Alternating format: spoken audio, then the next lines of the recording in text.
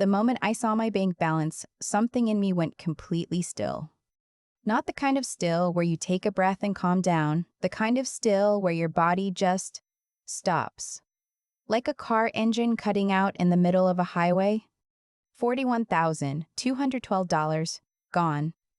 I sat on the edge of my bed in my scrubs, still smelling like antiseptic and coffee, and I stared at the number on my phone screen until it stopped making sense. Until it was just digits. Just symbols.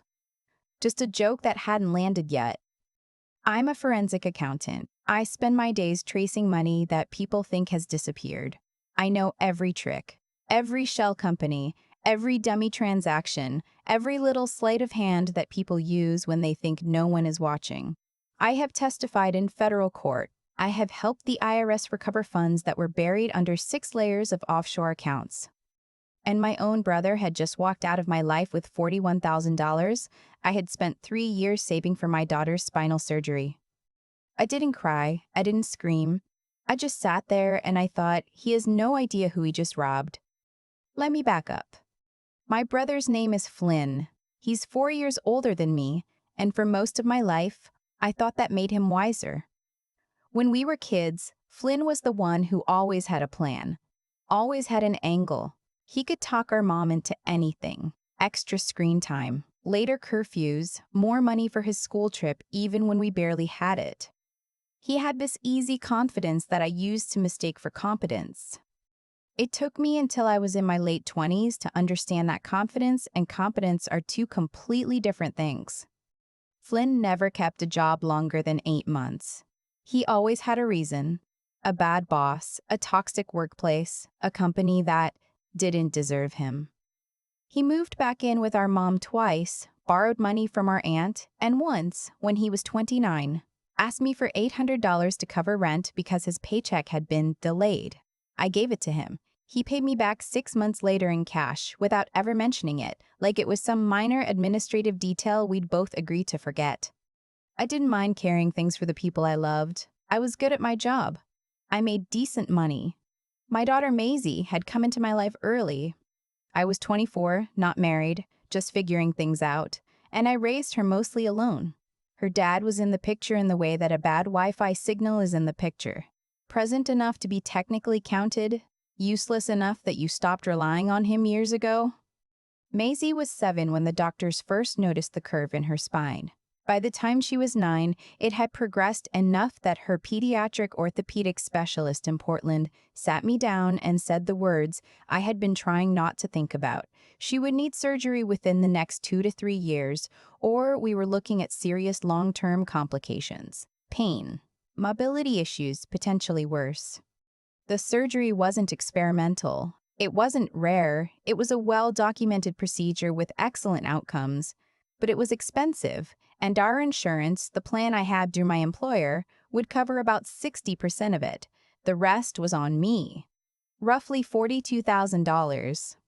So I started saving. Every month, without fail, a portion of my paycheck went into a dedicated savings account. Not my main checking account, not my investment account. A separate, clean account that existed for one single purpose: getting Maisie her surgery. I don't know exactly when I made the mistake that changed everything. I think it was last October.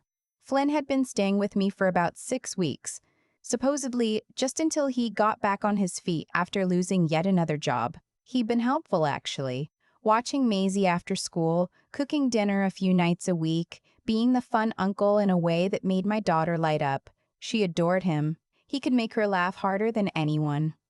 One evening, I was transferring money between accounts on my laptop, and Flynn was sitting right there at the kitchen table, helping Maisie with a puzzle. He asked what I was doing. I showed him without thinking. I said something like, "This is Maisie's surgery fund. I keep it separate so I'm never tempted to touch it." I even pulled up the account so he could see the balance. I didn't add him to the account that night. That came a few weeks later. He asked me if I needed help managing things while I was traveling for a work conference. I was going to be in Chicago for 4 days, and I had a vague worry about some automatic transfers I'd set up. Flynn offered to keep an eye on my finances. Just the basics, he said, just to make sure nothing weird happened while I was gone. He'd done it before with our mom when she had her hip surgery. He knew how to read bank statements, he said. It would be a huge help. And I, professional fraud investigator, a woman who had literally given a keynote at a regional conference about financial vulnerability in personal relationships, I said yes. I added him to the account. I want to be clear about something because I know what some of you are thinking. You're thinking, how could you be so stupid? You're thinking, you of all people should have known better. You're right, and I've thought about that every single day since. But here's the thing about trust when it involves someone you love. It doesn't care about your credentials. I wasn't looking at Flynn with my professional eyes. I was looking at him with my little sister eyes. The eyes that remember him teaching me to ride a bike in a Kmart parking lot when I was 6. The eyes that still, somewhere deep and irrational, believed he was the older brother who had a plan. He didn't have a plan. He had a woman named Serena, who I had never met, and who apparently had very strong opinions about what a beach vacation should look like. I was on day 3 of my conference when I got a push notification from my bank. An unusual transaction. I opened the app on autopilot, expecting some minor thing, a duplicate charge, a glitch, and instead I saw it. A wire transfer, $41,212, to an account I didn't recognize. I called Flynn immediately, straight to voicemail. I called again, voicemail. I texted, nothing. I texted our mom, asked if she'd heard from him. She said he'd mentioned something about a quick trip, but she didn't have details. She sounded unbothered. I didn't tell her why I was asking. I sat on the edge of the hotel bed, still in my blazer, still wearing my conference lanyard, and I did what I always do when something doesn't add up. I started working. The first thing I did was call the bank's fraud line. I explained the situation, unauthorized access by someone added to the account, large wire transfer I did not authorize. The representative was good. She flagged it immediately, escalated to the fraud department, and told me they would begin an investigation and freeze any further access. The transfer itself was already processed, which meant recovery would be more complicated, but not impossible. Not impossible is a phrase I know well. It's basically my professional motto.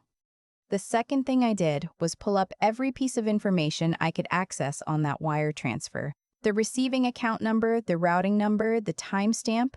I wrote it all down in my conference notebook, next to my notes on third-party audit documentation standards, which felt appropriately ironic. I have contacts. That's not bragging. It's just a function of working in forensic accounting for 7 years. You collect contacts the way other people collect LinkedIn connections, except mine are actually useful. I texted a former colleague who now works in bank compliance. I texted a contact at a federal fraud task force I had consulted with 2 years earlier.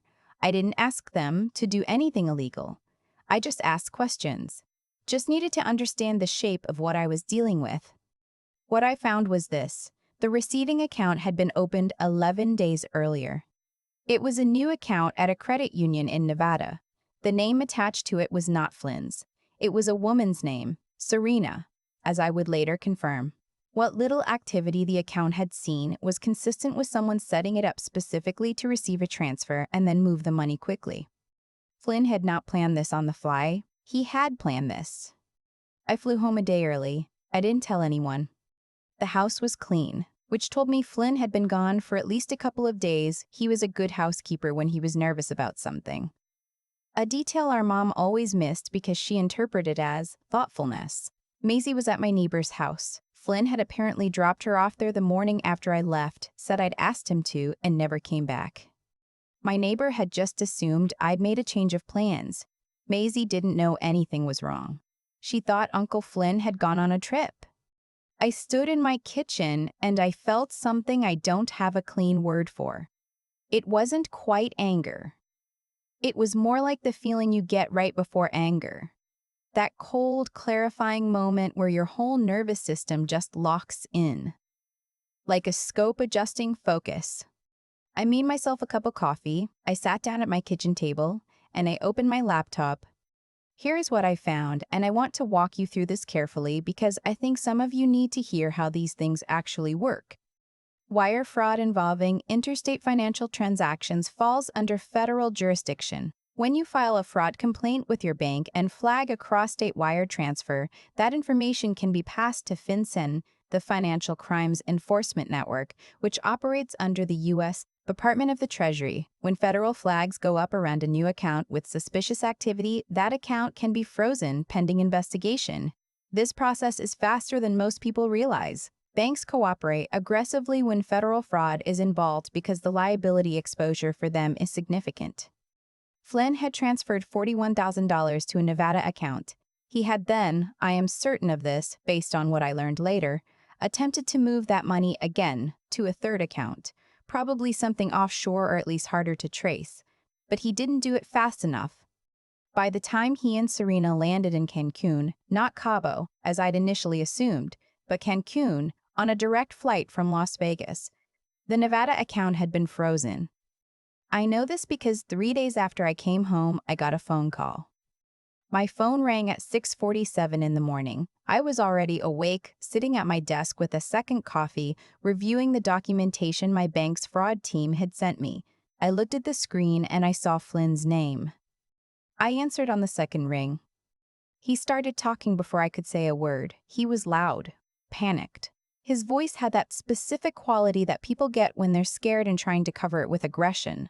High-pitched and fast, pushing words out before the other person can respond. "What did you do?" he said. "What did you do?" "Our accounts are frozen. I can't access anything. Serena's card got declined at the hotel. What did you do?" I let him finish. Then I said, very quietly, "Flynn." "Which account are you talking about?" Silence.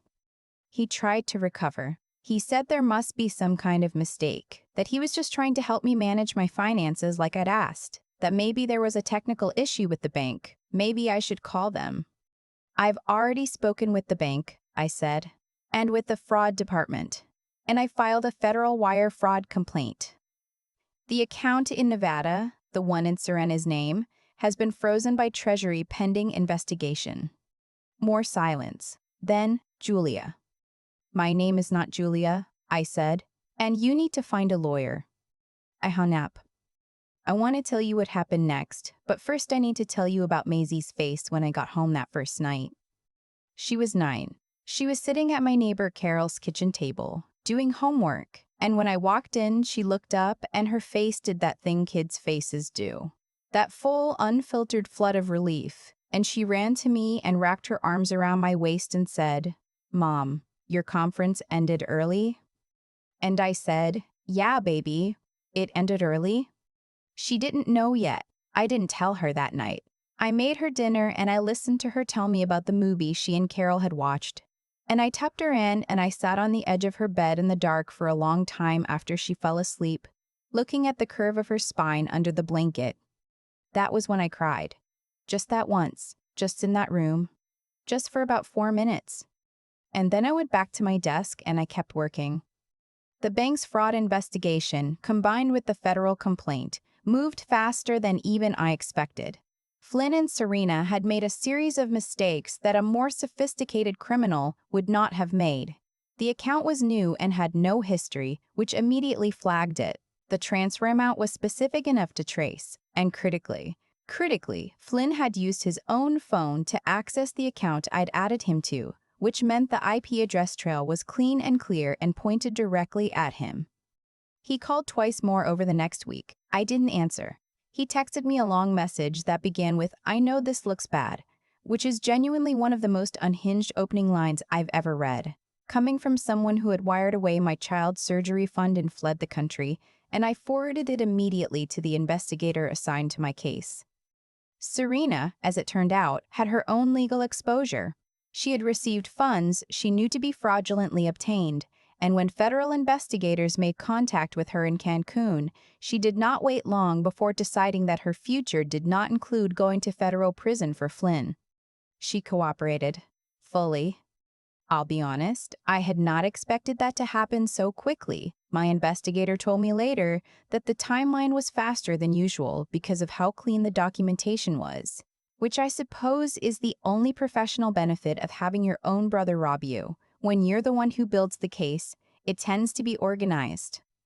The recovered funds came back to me in stages, which is normal with wire fraud recovery. The first portion, about $36,000, arrived back in my account within 6 weeks. The remaining balance, which had been partially spent on flights and hotel deposits and a great deal of room service apparently, was covered through a civil judgment I filed separately. Flynn's lawyer negotiated a repayment schedule. It wasn't satisfying in the cinematic way, but it was money. And money was what Maisie needed. Flynn was charged with wire fraud and theft. He entered a plea. I'll leave it at that. What I will tell you is the last time he contacted me. It was about 2 months after the arrest, and it was a voicemail, not a call. He left it at around 11 at night. His voice was completely different from the screaming man who had called me from Cancun. It was quiet, almost small, and he said my name 3 times before he got to the actual words. He said he was sorry. He said he didn't know how things had gotten to this point. He said he hoped Maisie was okay. I listened to it once. I didn't save it. I didn't call back. Some people have asked me whether I feel guilty, whether I feel like I destroyed my family, or like I should have handled it differently, or like I owe him some kind of conversation about forgiveness. Here's what I know. My daughter has a scar now, a long thin line down her back that she calls her zipper. And she says it like it's a cool thing, the way 9-year-olds make everything a cool thing, and she can run. Not fast, not yet, but she can run. She ran to me last month across the school parking lot with her backpack bouncing and her arms out, and I caught her and I thought, this is what $41,000 looks like when you get it back. Flynn made a choice. He made it while looking at me, while eating my food in my house, while watching my daughter do her homework. He made it anyway. The guilty feeling I had for being naive enough to trust him, for giving him access, for not seeing it coming, I carried that for about 3 months. I'm not carrying it anymore. What I'm carrying instead is a lot of receipts. Some of them are financial. Some of them are the kind you can only get from watching someone show you exactly who they are. I keep them organized. It's what I do. And my daughter runs now. I used to think that being betrayed by someone you love is the worst feeling in the world. I don't think that anymore. The worst feeling is realizing you saw it coming and chose not to look. I knew who Flynn was. I had known for years. Every borrowed dollar, every abandoned job, every explanation that almost made sense. I filed all of it away somewhere I didn't have to look at it too often, because looking at it meant making a decision I wasn't ready to make. It's easier to keep carrying someone than to put them down and deal with the guilt of having done it. What I've come to understand is that actions have weight, not in any mystical sense, just in the plain physical way that choices accumulate. Flynn made small choices for years, to take rather than earn, to charm rather than change, to treat the people who loved him as a resource instead of a relationship. And those choices built something. They built a man who could sit at his sister's kitchen table, watch his niece do homework, know exactly what that money was for, and wire it out of the country anyway. That's not bad luck. That's not a mistake. That's the result of a long series of decisions that he made freely, one at a time, until the person he became was capable of that. I made choices too. I chose to keep trusting someone who had given me evidence, over and over, that he wasn't trustworthy, and that choice had a cost. Not a moral punishment handed down from somewhere, just a natural consequence of ignoring what I already knew.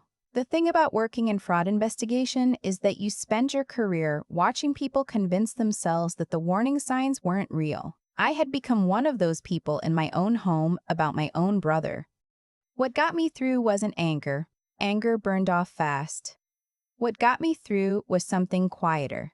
A combination of clear thinking and the stubborn decision that Maisie was going to get her surgery regardless of what Flynn had done. That's the only thing I can point to with any real pride, that when everything fell apart, I didn't fall apart with it. I sat down, I opened my laptop, and I used every skill I had to fix what he had broken. I think that's what integrity actually looks like in practice. Not grand gestures, not public declarations. Just when the thing you built gets knocked over, you get on the floor and you start stacking it back up. You use your hands, you use your brain, you use whatever you have. You don't wait for someone to come fix it for you. Maisie doesn't fully understand what happened. She knows Uncle Flynn did something wrong and that he's not going to be around anymore. She processed it the way kids process hard things, in pieces, over time, with a lot of questions that I answered as honestly as I could without giving her more than she needed. She's resilient in a way that still surprises me. She got that from somewhere, and I'd like to think some of it came from watching me not give up. She runs now. Not perfectly, not fast, but she runs, and every time I watch her do it, I think about what it costs to protect the people you love, and what it costs when you don't. Flynn left me with a choice: become smaller because of what he did, or become clearer. I chose clearer. I always will.